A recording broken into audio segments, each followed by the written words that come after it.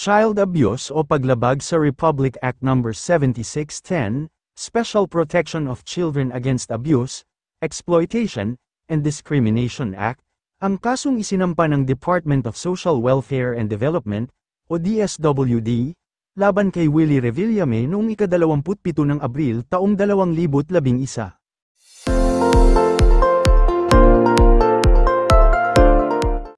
Ito ay dahil sa paratang na pinagsayaw niya ng macho dancing ang 6-year-old noong si Jan Jan Suan kahit labag sa kalooban nito sa isang segment ng kanyang dating programa sa TV5, ang Willing Willie, noong ika-12 ng Marso taong 2011. 13 taon na ang nakararaan buhat nang mangyari ang insidenteng pinag-usapan at naging national issue noon dahil sikat at kontrobersyal na TV host ang sangkot.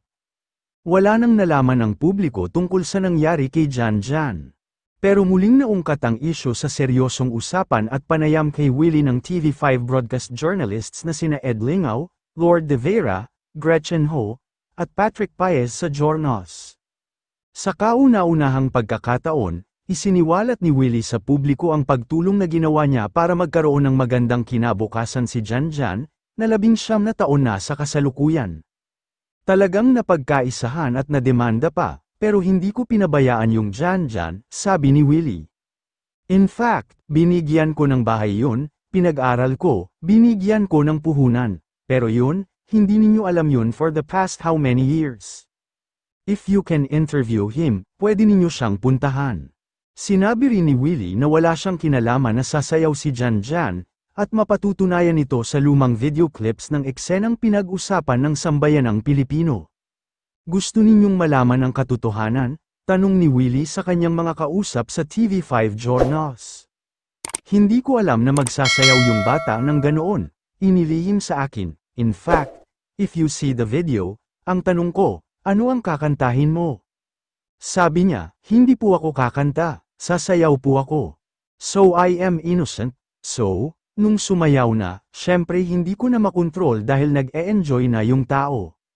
Saka hindi ko naisip, nangyari na yon nang mapag-usapan naman ang balitang kakandidato siya sa eleksyon sa 2025, itinuwid ni Willie ang mga espekulasyong walang katotohanan. Handa na siyang tumulong at hindi handa nang pumasok sa politika ang kanyang deklarasyon sa isang pagtitipon sa Davao City noong Enero 2024. Sa nangyayari ngayon, paano ka papasok? Sabi ni Willie. Ang hirap, awayan ng awayan, I will be honest. Nanunood ako ng Senate hearings, inilalagay ko ang sarili ko. What if andyan ako? Ano ang magagawa ko? Pero kapag nakikita ko na nag-aaway at nakikita ko na parang walang unity, napu-frustrate ako. Ang sinasabi ko, kapag nagkakampanya, magkakasama tayong lahat. Kapag nagkakampanya puro pangako ang ginagawa natin sa mga tao. Pero kapag nakaposisyon ka na, nag-iiba na ang lahat, that is my opinion.